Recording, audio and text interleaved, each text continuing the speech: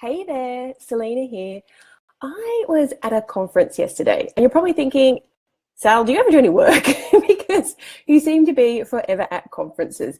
Well, the answer is yes, I do a lot of work, but also that I'm really focusing on getting away from my business a little bit more in 2018 because I spent a lot of time here in this office, doodling on my windows over there, which I use as whiteboards, and my whiteboard up the back, and recording videos and talking to people on Skype. But sometimes it feels like I never actually see people in real life. And so I decided that, one, I love learning, so I was going to make a really big effort this year to go to more conferences, go to some networking meetings, just get out there and meet more people. So of course I went over to San Diego in February, March for traffic and conversion, which honestly, guys, I can't tell you how amazing that was for my business. Not only did I learn a crap ton of stuff, like the actual information that I learned was phenomenally enlightening for my business, but I also met 5 fantastic people. In fact, I met a lot of people. But before I went into the conference, my marketing manager, Monica, said to me, "What's your goal?" And I said, my goal for the conference, obviously from other than learning, is to meet 5 people who can help me grow my business. 5 amazing people who can help me grow my business. And believe it or not, I actually found those 5 people. Now, I can't share some of them with you because we have some discussions going on behind the scenes, and I'm not at liberty to actually talk about them just yet. But I can say that, one, I met my new business coach in the hotel bar, just chatting to the lady beside me, and we got along so well. I didn't even know what she did. But as we got to talking, it turns out that she was a business coach. I finished up with my business coach, and I was just kind of in this limbo where I wasn't actually looking. I'd said to my husband, I'm going to take off a few months and just chill a little bit. But this lady is a little bit different, and she is not only a certified business coach, but she's also an energy healer.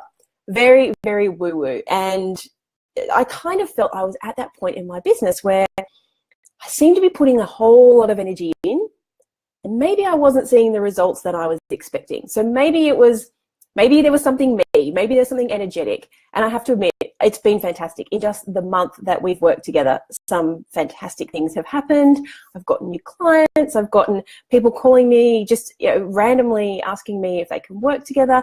It's been fantastic. But that is not necessarily what I'm here to talk about. I'm here to talk about the fact that yesterday I went to just a one-day conference, and it was just speaking, lots of people speaking, and the 3 that I was really looking forward to seeing were Sarah Wilson from I Quit Sugar, and Glenn Richards, he's one of the sharks on Australian Shark Tank. He also owns Pet Barns, the Pet Barns and the Green Cross Vets, as well as a lot of other things, but those are his main things he's known for. And Jess Hatzis from Frank Body. And now I have been courting Jess for quite a long time to try and get her on the podcast, to no avail. So I was really keen to hear the story about Frank Body, which was it's a coffee scrub if you've never heard of it. And I was actually blown away by all 3 speakers. First one was Sarah Wilson from I Quit Sugar. Now, I didn't know that she's actually closed that business down. Extremely successful, has sold millions of books. She's got a whole product range. And she was approached to sell the business, and essentially decided that she'd built this business for a reason, and there was the whole core purpose of I Quit Sugar was to show people that we didn't need this in our lives. And she didn't believe that if she sold that business to somebody else, she would be comfortable with how they were going to run it the same way that she did, which is an amazing, it's not even a compliment, it's an amazing decision to make, because I expect she was offered a lot of money. She didn't disclose how much it was, but I was thinking there's a lot of zeros on the end of that because it's an extremely successful brand. But she also dug a little bit deeper, and she was saying that last year she tried to commit suicide several times, and she was very anxious, she was very withdrawn, and a whole bunch of other things. There's obviously a lot of personal things going on in her life that she didn't discuss, but watching her was very eye-opening, because you think when successful people have it all together, you think when people make money, you think if you hit the $1 million mark that everything is going to be fine. But the fact is, all these people are hugely successful. They have a lot of zeros after their name. But there was one common theme, is they had all suffered significantly from burnout. Now, that part didn't come up first. What I did notice first was they all said that they meditate. I love meditating. I do it every night when I go to bed. I started off just to drown my husband's snoring out, but now I find I can't go to sleep unless I have my earbuds in and I have a meditation going. But Sarah was the first speaker up, and I was really torn by the conversations of how she built this community. She built this whole business to make people's lives better. But at the same point, it had pushed her to this level of desperation and unhappiness. And as I said, I don't know all of the triggers behind that. But what I wanted to come in and say was I've suffered from burnout myself, which is why I am so passionate about helping you guys with knowledge, because I believe that knowledge is power. I believe that if you have the knowledge, then there's a pretty good chance that you can bypass some of these really big stuff-ups, big obstacles that these guys went through because they didn't know any better. And I'm not saying that it's only the obstacles that cause burnout and stress and things like that, but this is why I do what I do. My whole job is to help you take specific action so that you can get results to have freedom. Because if you have the money, if you have the freedom, life gets a little bit easier.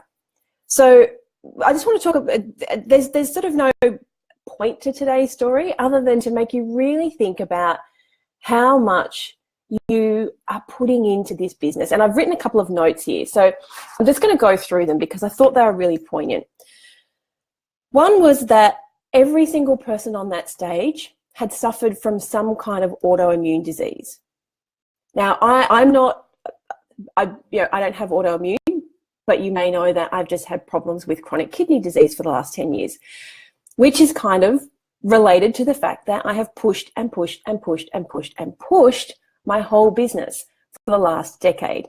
And it was last year that I decided that this was it. There's no more pushing. It's about living this business, living life and this business in a way that actually works.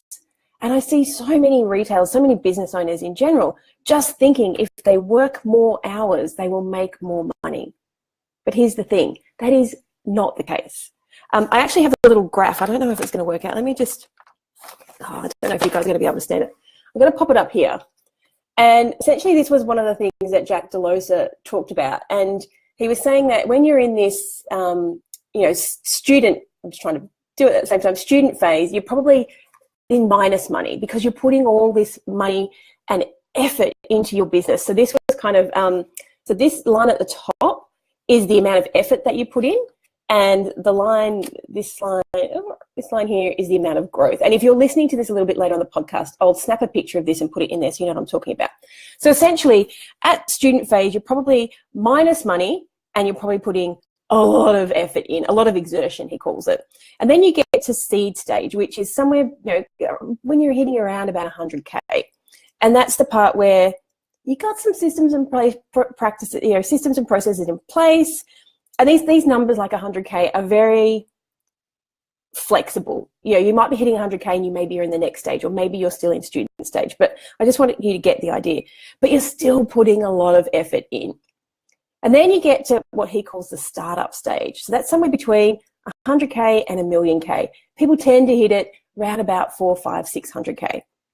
And he was saying at this point, you should be spending 80% of your time on sales and marketing. As the business owner, that is the point. This is the tipping point right here, right there, where when you hit that point, you have a big enough team. You're starting to grow that team, and your exertion, your effort is being put into the growth of the business, the sales and the marketing. And then you get to scale, which is kind of up around the 10 million, where you're just overseeing. You have your marketing manager, you have your sales manager, you have your finance manager, you have those people in your business, and you're delegating a lot more. So your job then starts to become to oversee. And then when you get past that, you kind of become, just like the CEO, and you have a board and you have a lot of other people doing the day-to-day stuff. But I imagine that most of you are either in this student seed, maybe even the startup sector. And so I just wanted to show you that because that is the most amount of time that you're putting into growing your business. You are putting in so much energy that it is very, very easy to burn out. It is very, very easy to end up in hospital, end up catching every cold, every flu, every disease that goes around. And I know that happened to me. I actually ended up with mumps when I had my shop, and I was in this, chronically fatigued state. And I say all these words, they're not medical words, they're just my words. So, please don't write in and say, that's not real chronic fatigue. I was chronically fatigued, constantly tired, constantly stressed, constantly hungry, and eating lots of sugar. And I ended up with mumps.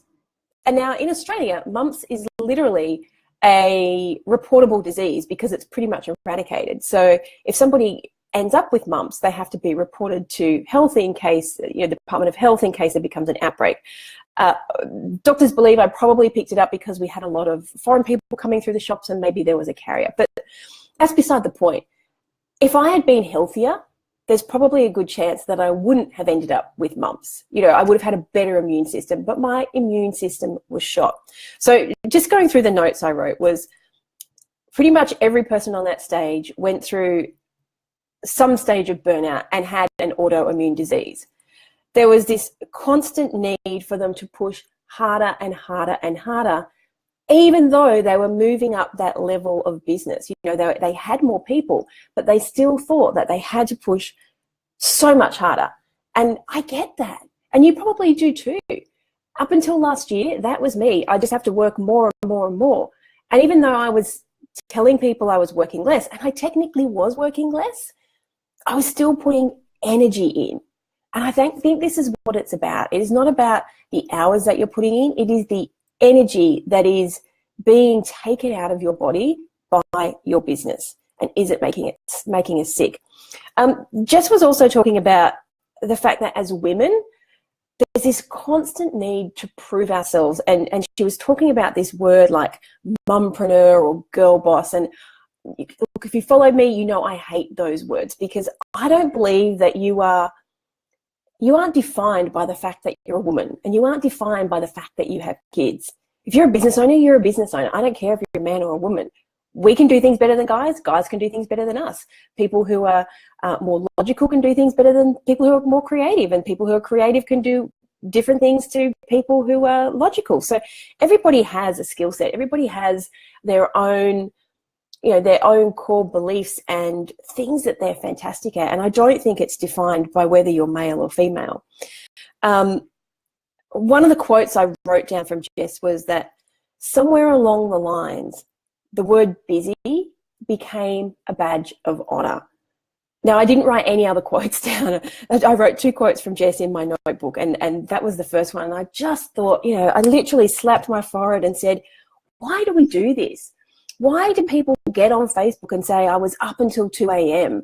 Why do people, constantly push this fact that they were working until the middle of the night? They were hustling. I hate that word hustling because to me, that's what it means. It's this, I'm pushing myself further than I need to just because if I stay busy, I will make more money. I'll be there first. Now, I do believe you have to do work, and I do believe you have to do specific action. I believe you have to take action to grow your business. But are you being busy for the sake of being busy so that you can say that you're working a lot? I'm just putting that out there. And the other thing that Jess said was this being busy and this constant need to prove herself stopped me from doing what I actually wanted to do. So let me just put that in context. Was she wanted she wanted the freedom. She wanted to create great products and to do the R&D and to go out and communicate with her customers. But this constant need to be busy and getting caught up in stuff that really We should be outsourcing. Guys, you shouldn't be resizing images for your website. You shouldn't be uploading products onto your website. You shouldn't be answering ridiculously simple questions like, what are your shipping rates, when it's clearly on your website? These kinds of things that we feel like we can't give to somebody else, or we feel like we can't automate, they're keeping you busy. And every minute that you are doing those shitty tasks, that's what I'm going to call them, these busy tasks, they're stopping you from doing the thing that you want to do. They're stopping you from this business being the vehicle to give you the freedom, from creating more money. And it's so easy to just get caught up in, well, I can't afford it. But my question to you is, can you not afford it? You know, you can't afford to be spending 3 hours resizing images at, you know, let's say you're paying yourself $20, a ridiculous $20 an hour. I know you can get someone to resize 50 images for $10. So you have to spend 3 hours resizing images at a minimum cost of $60 when you could outsource it for 10. And we forget that as business owners, we are the most expensive part of the business. It's us. It's our brain. It's our vision. It's our desire to change the world that keeps the business going. So every day, every minute, every hour that you spend doing these busy tasks, they're stopping you from building that business. They're stopping you from helping more people. They're stopping you from getting your message out. So I want you to think about that. Someone actually stood up in the audience and said, we're talking about the whole burnout thing, which made me start thinking maybe I need to get on and talk to you guys about it, was he had the stats and he said that burnout, depression, autoimmune, like these, you know, bundling these all together, it is twice as prevalent in the entrepreneurial society than it is in the rest of society. Why is that? Why is it that we overachievers feel like we're building these businesses to have freedom, but why do we feel like we have to just hustle and push and show people that we're putting in 20 hours a day? That's not freedom. That's not freedom. So why do we wear this busy as a badge of honor? Why do we feel like we aren't working unless we're working really, really hard? And that question was asked, and here are a few things the answer that came back. The answer to why is that so prevalent was passion. One, we are so passionate about our cause, about getting freedom, about helping people, about getting our message across, that it's like when you get caught up in doing, maybe you're an artist or you love painting or something, you get so caught up in what you're doing that time just disappears. So is entrepreneurial life, is being a business owner the same? And if it is, maybe we need to set our timers. Maybe we need to say, I'm going to do this, but after 45 minutes, after an hour and a half, I'm just going to set my timer. I'm going to get up. I'm going to walk outside, have a cup of tea, walk around the block for 5 minutes, and just move on. The next thing that came up was that we ignore the warning signs. So when you are getting sick all the time, when you do feel like you're catching every cold, when your skin starts to break out, when you're having gut problems, when your hair starts falling out, all these sorts of things, we ignore them because we're too busy, or we ignore them because we don't want to admit the fact that we're working really hard because we had this, we created this business in order to have freedom. The next one that came up was ego. So I think this does come back. That quote of wearing busy as a badge of honor is so important. And this comes back to ego. I'm a business owner. I have to push myself. I have to make sure that I am better than everybody else. I have to make sure I'm first to market. I have to make sure that my marketing is better than everybody else. I have to make sure that I post on, beautifully curated pictures on Instagram 42 times a day and that I reply to everything. Guys, it's time to stop. It's time to just pull back and really think about why you started this business. It's time to think about what you want from life. And how is this business helping you get there? Because this business is just a vehicle to help you get to the thing that you want in life. And the last answer to why do entrepreneurs suffer from these conditions more was we are really shit at asking for help. Now, I will put my hand up to that because I hate asking for help. Up until recently, I have always been I am the strong one. I'm going to prove that I can do this no matter what. I don't need your help. And then I realized that actually the help is not necessarily help. If I delegate things to my graphic designer, that's not help.